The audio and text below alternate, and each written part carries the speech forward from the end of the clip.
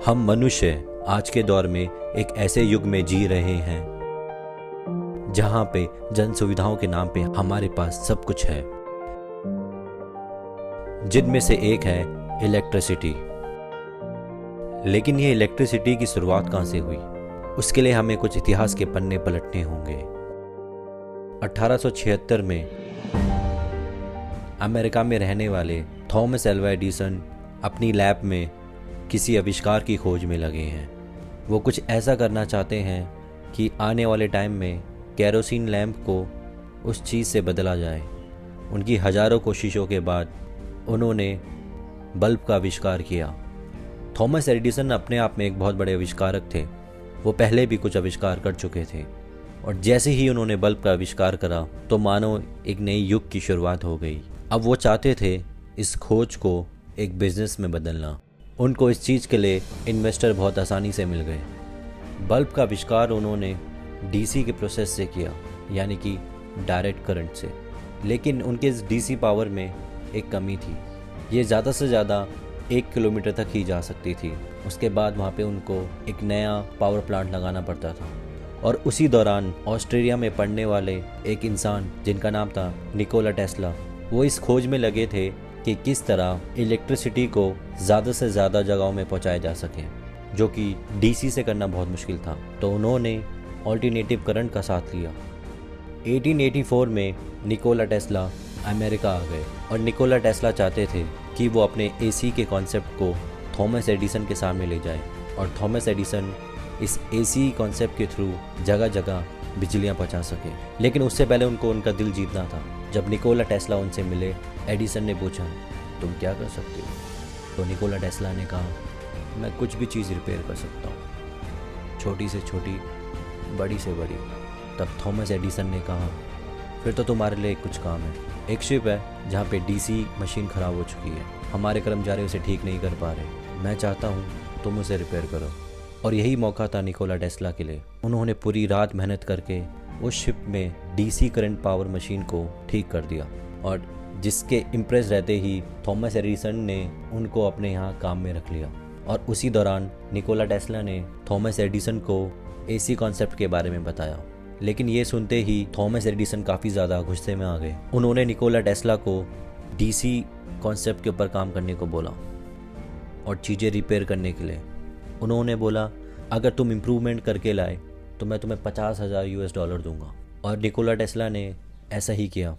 उन्होंने DC concept को और बेहतर करने की कोशिश की, उनकी चीज़ों को रिपेयर करा। और जब निकोला टेस्ला ने उन $50,000 का रिवॉर्ड मांगा तो थॉमस एडिसन ने उसे एक मजाक के तौर में लिया। और इस बात से निकोला टेस्ला को काफ़ी ठेस पहुंची और उन्होंने उनकी जॉब छोड़ दी। थॉमस एडिसन ने निकोला टेस्ला के एसी कॉन्सेप्ट को इसलिए नहीं माना क्योंकि वो काफ़ी ज़्यादा जानलेवा था। उससे निकलने वाली हाई वोल्टेज पावर को कंट्रोल करना नामुमकिन था। वो चाहते थे कि डीसी कॉन्सेप्ट के थ्रू ज़्यादा से ज़्यादा लोगों तक बिजलियाँ पहुँचे। लेकिन निकोला टेस्ला को अपने कॉन्सेप्ट में काफ़ी ज़्यादा बिलीव था। उसके बाद निकोला टेस्ला ने छोटी मोटी जॉब करी क्योंकि उस दौरान इलेक्ट्रिशियन की जॉब इतनी नहीं थी। और उसी दौरान उनको एक आदमी मिले जिन्होंने उनको एक इन्वेस्टर से मिलवाया और निकोला टेस्ला अपना कॉन्सेप्ट उनके आगे रखने में सफल रहे।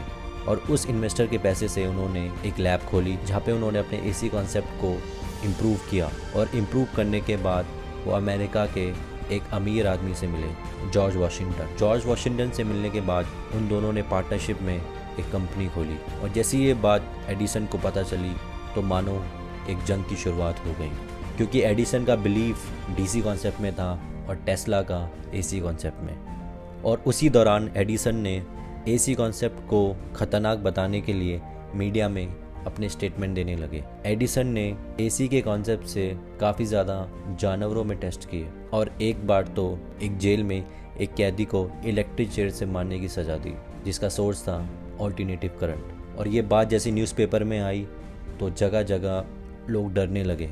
लेकिन टेस्ला ने इसका भी एक इलाज निकाल दिया था कि किस तरह हाई वोल्टेज पावर को कंट्रोल किया जा सके। उन्होंने एक यूरोपियन कंट्री को देखा जिनके पास था एक ट्रांसफार्मर जिससे हाई वोल्टेज पावर को कंट्रोल किया जा सकता है। और दूसरी ही तरफ एडिसन के सामने काफ़ी ज़्यादा चुनौतियाँ थी कि किस तरह वो लोगों की डिमांड पूरी करे। डीसी कॉन्सेप्ट में खामियां ज़रूर थी और जिस वजह से वो लोगों तक बिजलियां नहीं पहुंचा पा रहे थे।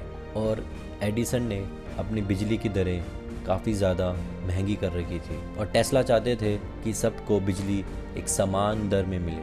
और उसी दौरान एडिसन के बोर्ड ग्रुप ने एडिसन को उस ग्रुप से निकाल दिया क्योंकि एडिसन एसी कॉन्सेप्ट को अपनाने से मना कर रहे थे। उसके बाद एक डील और आई नायग्रा फॉल की।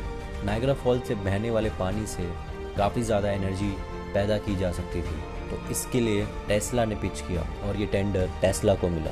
और उसके बाद टेस्ला की लाइसेंस फीस के चलते कंपनी को नुकसान होने लगा और कंपनी पूरी तरीके से बैंकक्रप्ट हो चुकी थी। और उस दौरान टेस्ला काफ़ी ज़्यादा दिमागी बीमारी से जूझने लगे। टेस्ला चाहते थे कि वॉशिंगटन का बिजनेस चलता रहे और उनका विज़न उसके साथ चलता रहे, तो उन्होंने उनके नाम पे जितने भी मिलियन US डॉलर थे वो सब उन्होंने बिजनेस को बचाने के लिए और अपने विज़न को बरकरार रखने के लिए वहीं छोड़ दिए। और उनकी ज़िंदगी के कुछ आखिरी दिनों में उन्होंने अपना वक्त न्यूयॉर्क के एक होटल में बिताया और 1943 में उनकी डेथ हो गई। टेस्ला के हाथ वैसे तो कुछ नहीं लगा और दूसरे ही तरफ एडिसन ने काफ़ी ज़्यादा नाम कमाया, काफ़ी ज़्यादा पुरस्कार जीते और उनको दुनिया के सामने एक बेहतरीन आविष्कारक के तौर पे देखा गया। अगर आज के युग की बात की जाए तो पूरे संसार में 99% बिजली जो पैदा होती है वो ऑल्टरनेटिव करंट से पैदा होती है। टेस्ला की जो आज सफलताएं थी उनके पीछे लोगों ने उनको काफ़ी ज़्यादा ग्रांटेड लिया और टेस्ला कोई बिजनेसमैन नहीं थे, वो एक इन्वेंटर थे, एक आविष्कारक थे।